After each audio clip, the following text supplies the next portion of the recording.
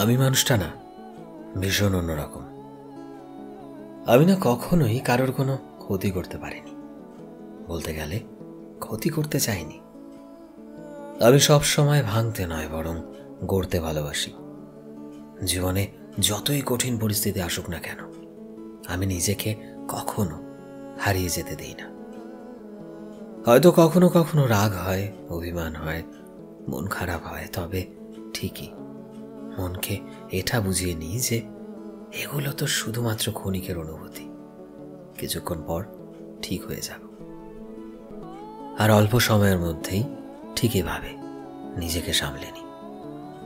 কারণ আমি এটাই বুঝেছি যে জীবনটা না আসলেই অনেক ছোট, আর আমাদের জীবনে সময় বড্ড কম।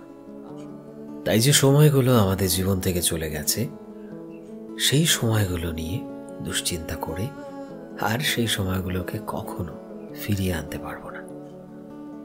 তাই আমি বরাবরই নিজে হাসতে খুব পছন্দ করি, আর সেই সঙ্গে মানুষকে হাসাতে।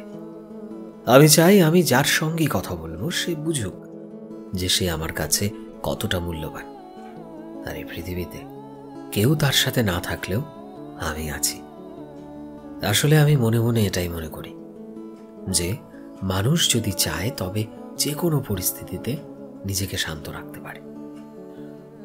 অস্থিরতা বাড়িয়ে কোনো লাভ নেই।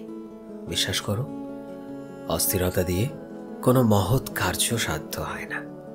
সত্যি বলছি, বরং সমাধানটা জরুরি।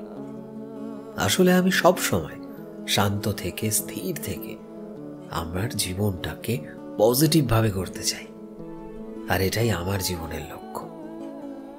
এবং আমি চাই যে এই লক্ষ্যটা ইন জেনারেল, অর্থাৎ সবাই গ্রহণ করুক।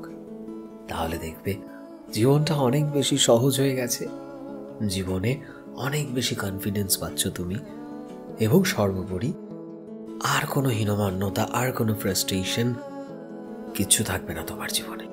বিশ্বাস করো, একবারটি এভাবেও ভেবে দেখো। আশা করি অনেকটা পজিটিভ এনার্জি নিজের মধ্যে পাবে, আরো বেশি কনফিডেন্স পাবে, জীবনকে আরো নতুন করে বাঁচতে শিখবে, জীবনে আরো অনেক কিছু এক্সপ্লোর করতে পারবে, তবে সেটা অত্যন্ত পজিটিভ ওয়েতে। Trust me. সো ফ্রেন্ডস, আমি শোভন ছিলাম তোমাদের সাথে, কলমে বিশ্বজিৎ। ভিডিওটি কেমন লাগলো অবশ্যই কমেন্টে জানিও।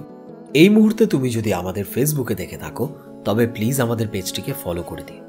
চ্যানেলে নতুন হলে প্লিজ চ্যানেলটিকে সাবস্ক্রাইব করে দিও, আর যারা অলরেডি সাবস্ক্রাইব করেছো তোমাদের সবাইকে অসংখ্য ধন্যবাদ। দেখা হচ্ছে নতুন একটা দিনের নতুন একটা ভিডিওতে। টিল দেন সবাই ভালোবাসায় থেকো এবং সবাইকে ভালোবাসায় রেখো। Thank you.